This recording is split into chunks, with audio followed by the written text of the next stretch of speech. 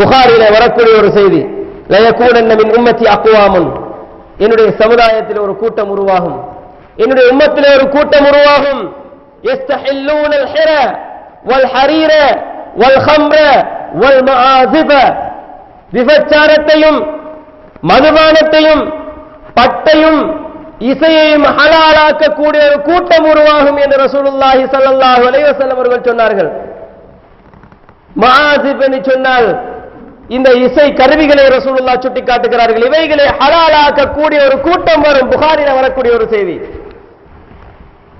அன்புக்குரிய சகோதரர்களே, நாங்கள் சொல்லிக் கொண்டிருக்கிறோம் என்ன, அல்லாஹு தஆலா தடுத்த இந்த மோசமான இந்த சபிக்கப்பட்ட இந்த சத்தம் ஹராமானது, இதனை கேட்கக்கூடாது, இறைவனை விட்டும் தூரமாக்குகிறது என்று சொல்லுகிறோம். யாரொருவன் இந்த இசையை கேட்கிறான் அவருடைய உள்ளத்திலே நிஃபாக்தனம் வளர்ந்து கொண்டிருக்கிறது.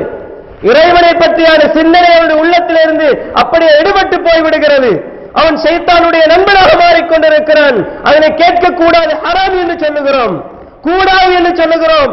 இசையோடு கலந்த எந்த ஒரு பாடல்களும் கூடாது என்று சொல்லுகிறோம். ஆனால் ஒரு கூட்டம் என்ன செய்கிறது தெரியுமா? நாங்கள் துள்ளிப்பாட தேவை கிடையாது, மெல்லிசைகள் ஹலால் என்று சொல்லக்கூடிய ஒரு கூட்டம் இருக்கிறார்கள், மெல்லிசை கூடும் என்று சொல்லக்கூடியவர்கள் இருக்கிறார்கள். அதனால்தான் நாங்கள் ஹராம் என்று சொல்லக்கூடிய நேரத்தில் ஒரு மனிதன் என்ன செய்கிறான் தெரியுமா? எப்பயாவது தனக்கு சார்ந்த ஒரு விஷயத்தை தேடிக்கொண்டே இருக்கிறான். யாராவது ஒருவர் இதற்கு ஏதாவது குறிப்புகள் சொல்லி இருக்கிறாரா, கூடும் என்று யாராவது சொல்லி இருக்கிறார்களா தேடுகிறேன் சார்பாக பயன்படுத்திக் கொள்வதற்கு. அந்த நேரத்தில் ஒருவர் என்ன செய்கிறார் தெரியுமா? இசையை பார்த்து பிரச்சனை கிடையாது, நீங்க உங்களுடைய அந்த இறைவனுடைய தொடர்பை விட்டும் துண்டிக்கப்படாத அளவுக்கு அப்படி நீங்க கேட்பீங்களா பிரச்சனை கிடையாது, மெல்லிசை பிரச்சனை கிடையாது, நீங்க ஆடல் பாடல் என்ற அளவுக்கு போகாம இருக்கிறதா இருந்தா பிரச்சனை கிடையாது என்று சொல்ற நேரத்தில் நாம் ஹராம் என்று சொல்லுகிறவங்களுக்கு அவன் என்ன பண்றான் தெரியுமா? இப்ப திருப்புகின்றான் அந்த செய்தியை. யாரோ ஒருவர் ஹலால் என்று சொல்லி இருக்கிறார், கூடும் என்று சொல்லி இருக்கிறார், திருப்புகின்றான். அன்புக்குரிய சகோதரர்களை, இதுதான் இந்த சமுதாயத்தின் நிலைமை.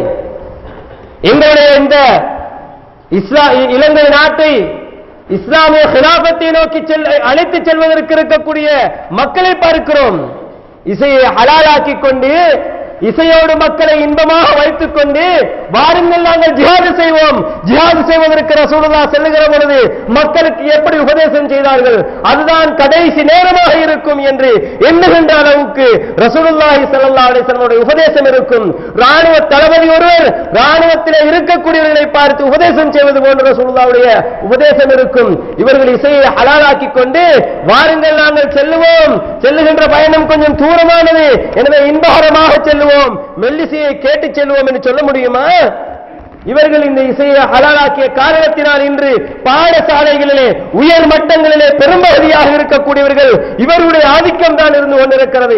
எனவே இந்த ஆதிக்கத்தின் காரணமாக இன்று பாடசாலைகள், முஸ்லிம் பாடசாலைகள் இன்று வீணாக சென்று கொண்டிருக்கிறது. இஸ்லாத்திற்கு பதிலாக ஷைத்தானுடைய ரீங்காரங்கள் அங்கே ஒலித்துக் கொண்டிருக்கிறது என்பதை புரிந்து கொள்ள வேண்டும் சகோதரர்களே, அன்புக்குரிய சகோதரர்களே. ரசூலுல்லாஹி ஸல்லல்லாஹு அலைஹி வஸல்லம் அவர்கள் வரவேற்கப்படுகிற பொழுது என்ன, அந்த மதீனத்து சிறுமிகள் என்ன செய்தார்கள்? தலால் பது என்ற அந்த கசீதாவை சொன்னார்கள். இசை இருந்ததா?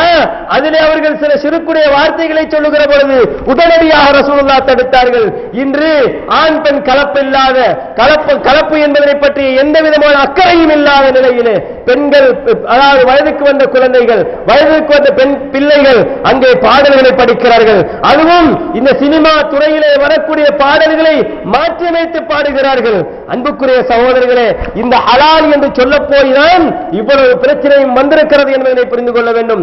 ஒருவரை வரவேற்க வேண்டுமா? இசையின்றி எங்களால் செய்ய முடியாதா? காலாகாலமாக செய்து வந்தார்களே, சஹாபாக்கள் செய்தார்களே, ரசூலுல்லாஹ் வழிகாட்டினார்களே, இது எங்களுடைய சமுதாயத்துக்கு வழிகாட்டல் கிடையாதா? இன்று எங்களுடைய சமுதாயத்தை வழிகாட்டின் பக்கம் விட்டுச் செல்லக்கூடியவர்கள் யார்? இதெல்லாம் சில்லறை பிரச்சனை என்று சொல்லக்கூடியவர்கள் இருக்கிறார்கள்.